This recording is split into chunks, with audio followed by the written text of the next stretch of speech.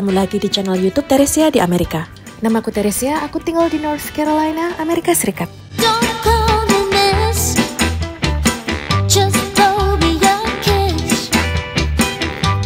Video ini diambil ketika musim panas, sekitar bulan Juni sampai September. Kalau musim panas seperti ini, aku dan suamiku suka pergi ke nursery atau garden center, yaitu tempat penjualan berbagai macam tanaman yang biasa kita tanam di rumah, di halaman, di kebun. Dari mulai bunga, tanaman ornamental, pohon-pohon besar, pohon buah, dan lain-lain. Bahkan kalaupun nggak beli tanaman, sekedar main di garden center atau di nursery seperti ini membuat aku dan suamiku bisa happy. Karena nursery dan garden center di Amerika Serikat itu diatur dan ditata dengan sangat cantik seperti ini. Jadi jalan-jalan aja udah bisa bikin hati senang dan bahagia melihat aneka tanaman dan bunga yang tumbuh subur dan berwarna-warni.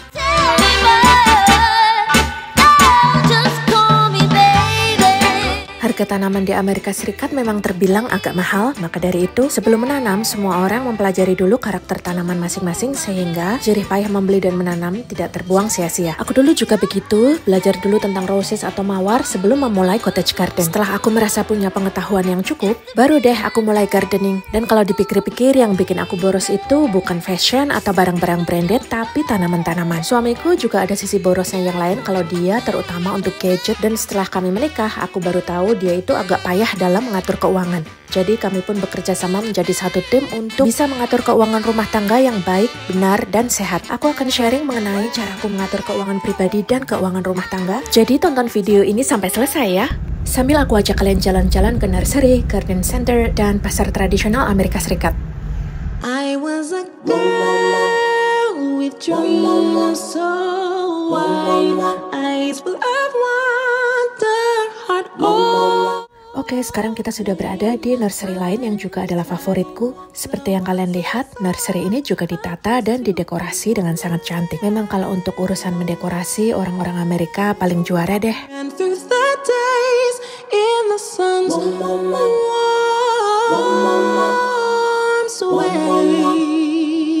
Oke, sekarang aku mau lanjut sharing caraku mengatur keuangan pribadi dan keuangan rumah tangga. Kalau kalian sudah menonton videoku yang sebelumnya, kalian pasti tahu bahwa aku berasal dari keluarga yang sangat sederhana. Karena itulah orang tuaku hanya bisa memberi uang saku kepada aku dan adikku dalam jumlah yang sangat terbatas. Tapi ayahku mengelolanya dengan sangat baik. Pada waktu aku kecil tentunya aku belum menyadari bahwa didikan dan kedisiplinan beliau perihal keuangan akan sangat membawa manfaat yang baik di kelak kemudian hari sampai aku dewasa.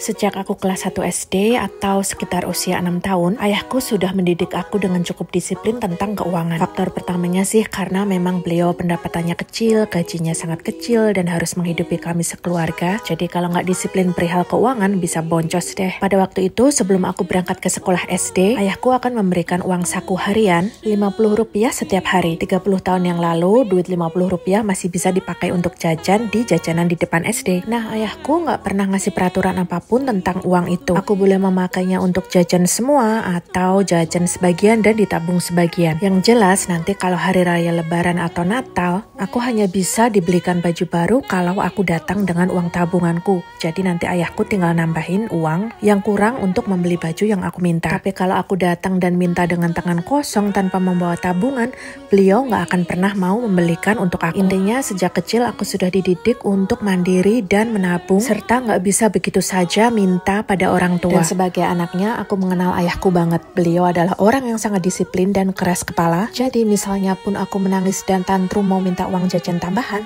beliau nggak akan bergeming. Jadi sedari kecil aku sudah berpikir panjang dalam menggunakan uangku. Dan aku memakainya sebagian untuk jajan, sebagian untuk ditabung. Ketika aku SMP, ayahku memberi uang jajan mingguan dan aku harus mampu mengelola uang itu selama 1 minggu. Tidak boleh minta uang tambahan dengan alasan apapun. Ketika aku SMA dan kuliah, beliau memberikan uang saku bulanan. Aku harus bisa mengatur keuangan untuk 1 bulan. Begitu seterusnya sampai aku lulus kuliah, bekerja, dan mampu mendapatkan uang serta membiayai kebutuhanku sendiri. Jadi sedari kecil aku sudah biasa mengatur keuangan yang jumlahnya sangat terbatas. Cukup nggak cukup, harus cukup. Nah, karena kita lagi berada di kawasan khusus untuk bunga-bunga mawar atau rose, kalian harus tahu nih, aku barusan mengeluarkan novel baru yang diterbitkan oleh penerbit Gramedia Pustaka Utama berjudul Last Partner, dan aku untuk pertama kalinya menggunakan nama pena baruku yaitu Resia Rose, terinspirasi dari bunga-bunga mawar. Kalian bisa mendapatkan novel baruku ini di toko buku Gramedia terdekat. Harganya Rp89.000. Dan ini dia reviewnya.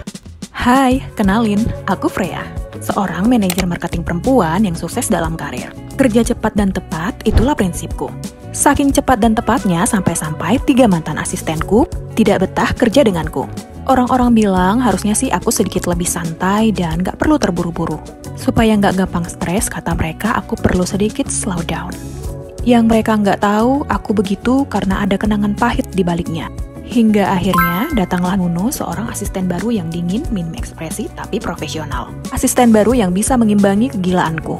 Tapi siapa sangka, dengan Nuno aku akhirnya belajar bahwa hidup itu perlu dinikmati. Kisah selengkapnya tentang diriku dan ulasannya, baca pada caption ya. I can't let you go, baby. I just wanna tell you that.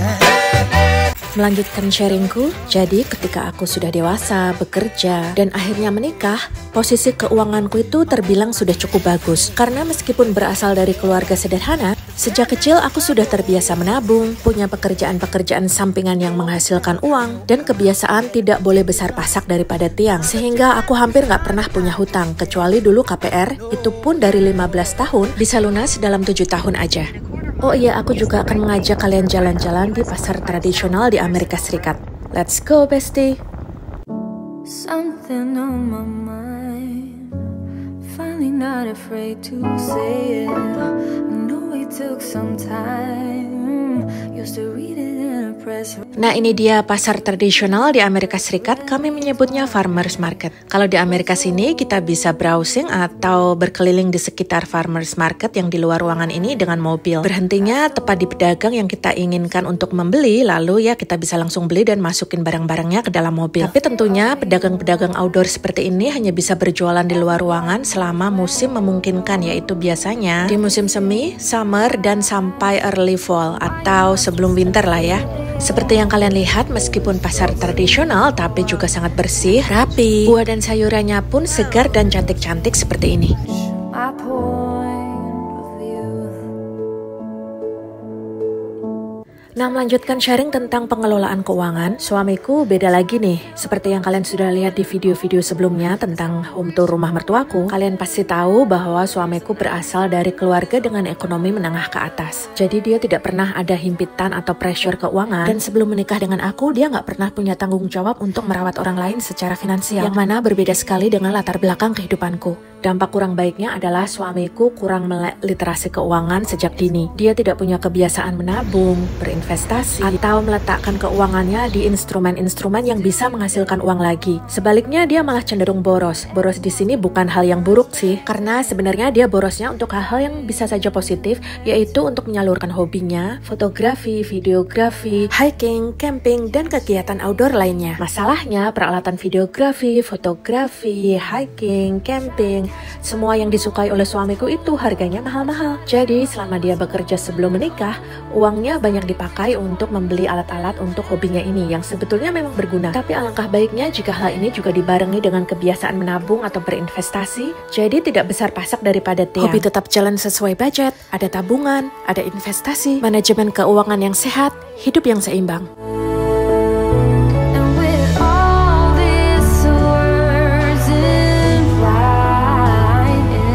Ketika kami menikah dulu, suamiku belum punya rumah, jadi kami sempat tinggal di apartemen sewaan selama beberapa waktu. Ketika itu aku masih menunggu proses green cardku sehingga aku belum bisa bekerja. Jadi aku punya lebih banyak waktu luang yang aku gunakan untuk browsing-browsing, belajar, dan membaca tentang kehidupan di Amerika Serikat. Lalu aku menemukan satu situs bernama Zillow.com yang ternyata adalah website khusus untuk jual beli rumah atau real estate. Dari situ aku belajar tentang harga-harga rumah di kotaku, lokasi-lokasi yang nyaman, tata cara membeli rumah atau KPR di Amerika Serikat, dan lain-lain. Lalu, aku membujuk suamiku untuk ikut house tour, yaitu open house yang diadakan oleh real estate agent, supaya calon pembeli bisa melihat-lihat isi rumah dan lingkungan di sekitarnya, dan kalau mereka suka, bisa langsung mengajukan penawaran pembelian. Oh iya guys, farmers market atau pasar tradisional di Amerika Serikat ini selain di luar ruangan, juga ada di dalam ruangan. Seperti inilah suasananya. Kalau yang outdoor aja bersih dan rapi, apalagi yang di dalam ruangan sudah pasti bersih, rapi, dan ditata dengan sangat menarik.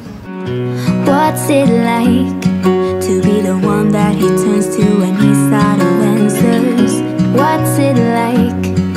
Dan Dan suamiku menyetujui usulku itu, jadi kami mulai aktif ikut house tour, atau bahkan aku mencari rumah-rumah yang sedang dijual di website Zillow, lalu mengontak real estate agent kami untuk mengadakan jadwal house tour di rumah-rumah tersebut. Saat itu kami mengunjungi banyak banget rumah ya, lebih dari 10 rumah, sampai akhirnya kami menemukan satu rumah yang cocok dan kami membelinya, dan inilah rumah yang kami tempati sekarang. Nggak terasa sudah bertahun-tahun kami pindah ke rumah ini. Nah guys, disinilah pentingnya punya pasangan atau spouse atau suami atau istri yang pemikirannya itu berada dalam level yang setara atau bahkan lebih dari kita. Kenapa? Supaya bisa diajak berdiskusi, sudah mawas diri dan mengerti tentang dirinya sendiri bahwa ada kekurangan yang harus diperbaiki. Seperti suamiku yang sadar diri bahwa financial managementnya payah, jadi dia menerima usul, masukan, dan kritikan dari aku. Hasilnya kami bisa punya rumah sendiri di Amerika Serikat dan tetap bisa menjalankan salah satu hobi kami yaitu traveling, dengan catatan budgetnya harus masuk di finansial kami dan tidak boleh hutang-hutang.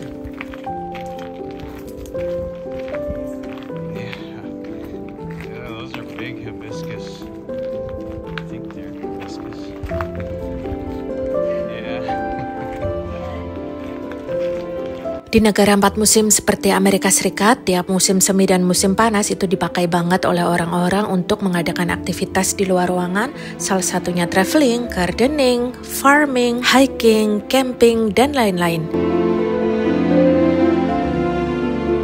Dan juga event-event besar seperti pernikahan biasanya diadakan di musim panas.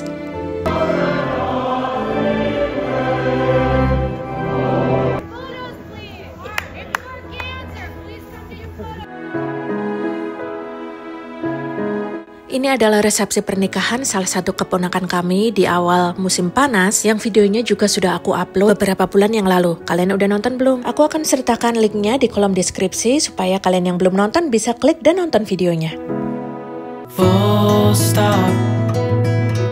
Can't believe. Sedangkan untuk pengelolaan keuangan rumah tangga sehari-hari, cara yang kami lakukan adalah suamiku memberikan aku uang belanja setiap 2 minggu karena di Amerika Serikat gaji itu lazimnya dilakukan 2 minggu sekali bukan sebulan sekali seperti di Indonesia. Uang belanja itu dipakai untuk berbelanja grocery dan makan di luar atau di restoran 1 kali seminggu. Jumlah uang belanja itu masih cukup kalau hanya untuk keperluan grocery dan makan di restoran 1 kali seminggu. Sehingga aku bisa memakai sisanya untuk keperluanku yang lain, misalnya beli skincare, makeup, baju, sepatu, tas, dan bunga-bunga mawar. Tentunya aku membelinya sesuai dengan budget yang masih tersedia, jadi nggak ada hutang-hutang. Suamiku memang memberikan uang belanja yang lebih dari cukup supaya bisa aku kelola, dan dia nggak akan menanyakan atau mempermasalahkan sisa uang belanja mau aku pakai buat apa, yang penting masih masuk budget. Suamiku masih tetap punya pegangan untuk keuangannya sendiri dan untuk bisnisnya, jadi dia pun masih punya anggaran untuk menyalurkan hobi, asalkan semuanya masih dalam budget dan tidak ada hutang.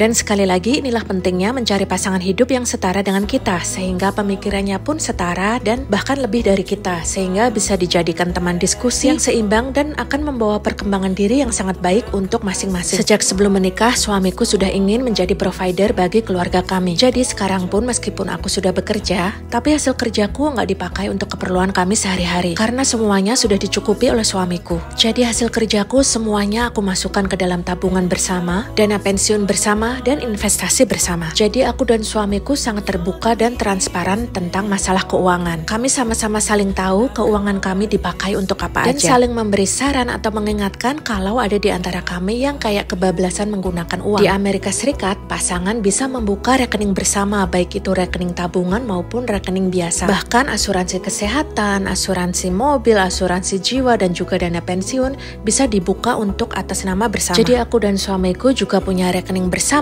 tabungan bersama, dana pensiun bersama, dan investasi bersama.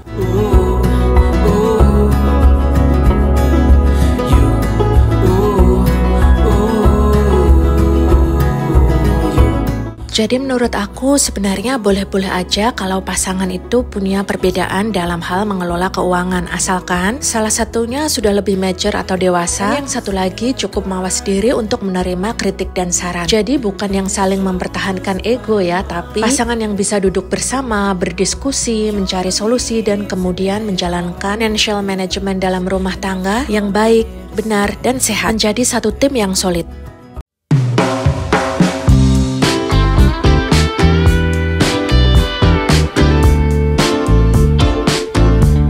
Nah, pentingnya juga untuk mencari pasangan yang setara adalah supaya kehidupan berumah tangga itu berjalan dengan natural atau alami. Karena masing-masing pihak sudah mengerti peran dan tanggung jawab masing-masing. Seperti halnya tugas-tugas rutin dalam rumah tangga, meskipun aku suka gardening atau berkebun, tapi kalau nanamnya pohon besar seperti ini tetap suamiku yang melakukannya. Dia juga yang bertanggung jawab merawat halaman, termasuk memotong rumput, sedangkan aku bertanggung jawab memelihara cottage gardenku atau kebun bunga mawarku yang ada di samping dan di depan rumah. Aku juga yang memasak dan mengerjakan laundry atau mencuci dan melipat serta menyetrika baju. Sedangkan suamiku tugasnya membersihkan rumah, membersihkan alat-alat elektronik yang kami pakai sehari-hari, remodeling rumah sendiri kalau misalkan kami butuh untuk mengubah sesuatu di dalam rumah. Dan aku yang akan mendekorasi rumah.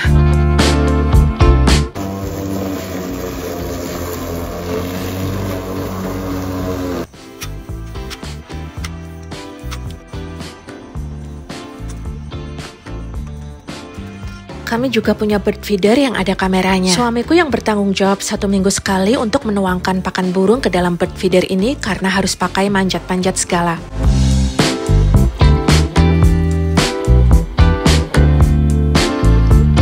Dan kami bisa menonton tingkah pola burung-burung lucu ini dari dalam rumah. Tentu saja lewat kamera yang bisa kami tonton dari handphone kami masing-masing.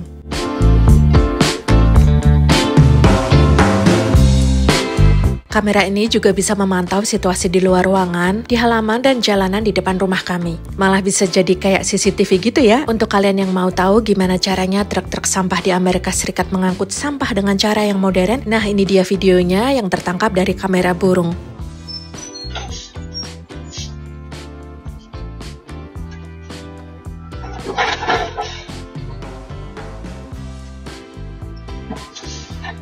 Terima kasih sudah menonton vlog ini sampai selesai, dan sampai jumpa di vlog dari Amerika berikutnya. Bye-bye!